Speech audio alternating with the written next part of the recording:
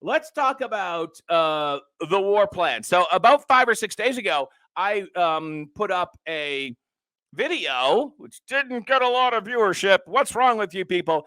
And I said that this is probably coming from inside. It's not going to be a Russian hack or something like that. But Tucker Carlson nailed it last night. Monologue on the U.S. leaked military intelligence expressing the lies about the war in Ukraine. So as you know, I'm totally against the war in Ukraine. Not a big fan of the war in Ukraine. We have many, many more things to worry about here in the United States. It's awful what's happening there, but it is not our top U.S. priority. The slides show that this is not Ukraine's war. It's our war. That's something that I think we should have all known. We're not over there helping Ukraine. We're fighting Ukraine in the most intimate ways. The United States is a direct combatant in the war against Russia. Wow, this is almost like Pentagon Papers type of level deception that most Americans have bought hook, line, and sinker. As we speak, American soldiers are fighting Russian soldiers. That should not be understated. As we speak, American soldiers are fighting Russian soldiers, Tucker says, according to the documents that were leaked. So this is not a regional conflict in Eastern Europe. It's a hot war between the two primary nuclear superpowers on Earth, Soviet Union, Russia, and the United States. That's exactly what it is. And the more we get drawn into it, the more we get distracted from our primary military concern, which is to defend the continental United, our 50 states, Alaska and Hawaii as well, and to worry about our bigger military threat, which is China, of course, and economic threat. China, of course. And now, of course, China and Germany are teaming up together. So, yeah, that's not good either. It's like just like the axis of powers in the Second World War. So Glenn Greenwald, who was involved in the whole WikiLeaks Snowden thing, has been really on top of this in terms of the media's look at this whole story. And I think this is the money quote from Glenn Greenwald. I can barely put into words how dangerous and twisted it is that now the New York Times and the Washington Post does the FBI's job for it by hunting down leakers of classified information. The people on whom real journalism depends, working in tandem with the state-funded belly cat, in other words, the government. What he's saying here is he's being extremely highly critical of especially the Washington Post and the New York Times, but media writ large, that they participated in finding the leaker. There's reports that the actual New York Times made it to the leaker's house in Dighton. By the way, Dighton, Massachusetts, almost directly west of here. You take Route 44, which is just down the street here from me, and you go directly west, more or less, and it's right there. It's really not that far. It's a distance, but it's not that far. Straight shot. Sorry to get off the beaten path, but he's pointing out a really important point that the New York Times, got to his house allegedly before the FBI did. And it was the New York Times that tracked down the leaker. And all of the media has been focused upon questions relative to who was the leaker, why did he leak, and they're focusing on that, not the more important thing, which is what did the papers say? That is the more important thing. What did the papers say? Which is what Tucker focused on in the beginning of his monologue last night. Look how the Democratic Party media personalities in both this tweet and the replies that follow are treating normal, celebrating that it's now a major media corporation's job to do the FBI's work. Dems are 100% aligned with the U.S. security state. This is Chris Hayes from, what is he on? MSNBC. Yeah, right? Yeah. I don't know the inside story, but from the outside, it sure looks like the Washington Post and the New York Times cracked the case of the mystery leaker and the FBI did not. Why? Channeling Glenn Greenwald here. Why is it the job of the Washington Post and the New York Times or any media outlet to actually out a leaker? Isn't the idea of a leaker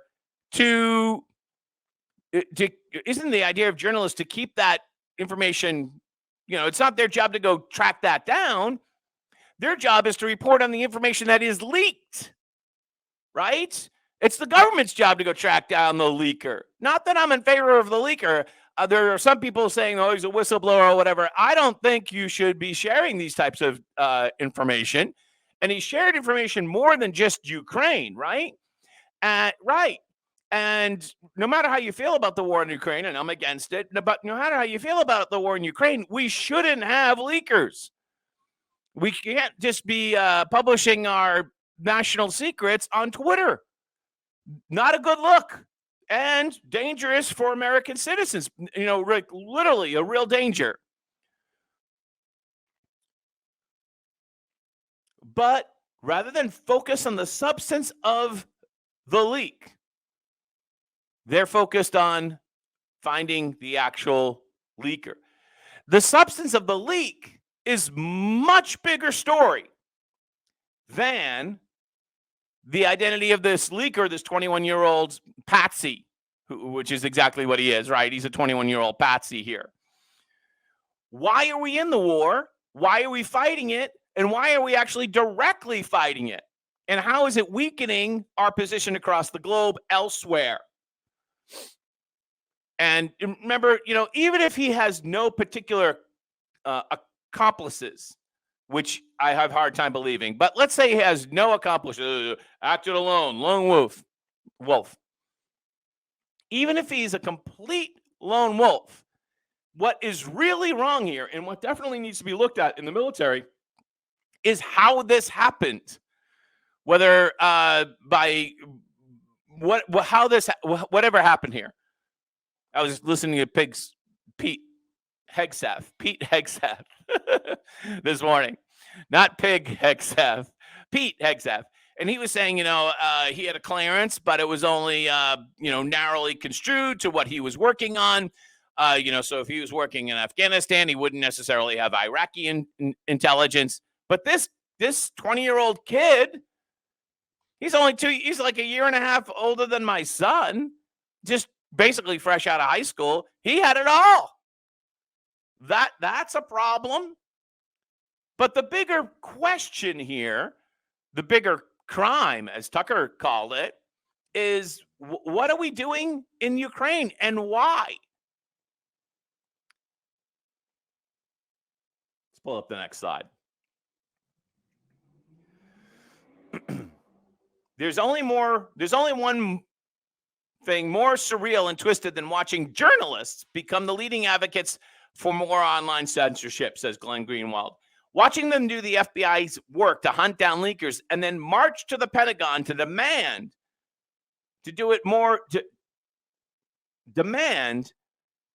it do more to prevent future transparency and leaks.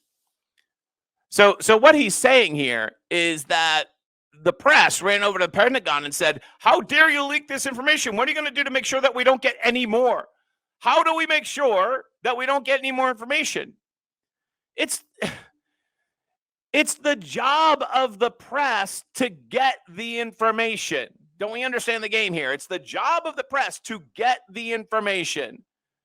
It's the job of the government to keep the information secret, if it's a national security issue. Understanding that so many things are overclassified. And it's the job of the press to make sure that they get it and release it, right? It's a game. It's a contest. It's a game. Each side has their own objective. It is not the job of the media to track down the leaker. It is not the job of the media to ask questions and say, hey, let's tighten up this leaky ship here, right? It's not their job to do that. Sorry about that. Let's bring up the next slide. Marjorie Taylor Greene.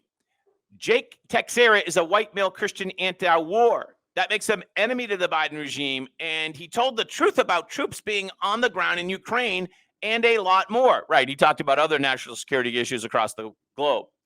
Ask yourself, who is the real enemy? A young, low-level National Guardsman, Patsy, or the administration that's waging a war in Ukraine, a non-NATO nation against nuclear Russia without war powers? Let me just say that again. Who is the real enemy? A young-level National Guardsman, 21-year-old, or the administration that is waging war in Ukraine, a non-NATO nation against Russia without war powers? Thank you, Marjorie Taylor Greene. It's clearly our own administration. They are risking our war material.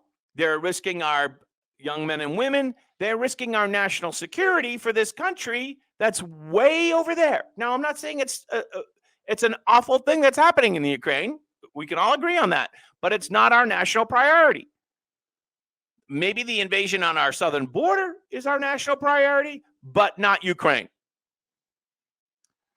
Wow. That video I posted up when I was in New York City with Marjorie Taylor Greene in the scrum, that has gotten a massive amount of views. Thank you so much. I really appreciate all your comments that have come recently, pro and con, but I've been trying to keep up with as many of your comments as absolutely possible. So thank you for that. And thank you for all the subscriptions. Don't forget to, where is it there? There we go. Thank you. Appreciate your support. More on Ukraine. Germany approves Poland's request to send MiGs to Ukraine.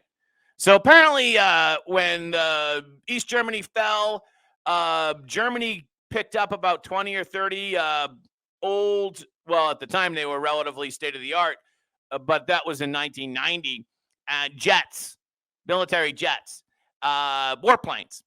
And now they're outdated by, got to be like 30, 35 years. But I know now, and Poland got a couple of them. They were on like basically permanent loan to Poland. I think one of them is in a museum. And so basically they're sending these museum pieces to Ukraine because Ukraine has little or no air superiority, or actually the inverse of that, I guess is the best way to say it. And that's actually one of the very important details that were released with these Ukrainian papers from the Patsy, Jack Teixeira, that Ukraine has basically no air defenses. So now they're going to send these jets, which look very impressive when you look at them, but apparently they're 35 years old.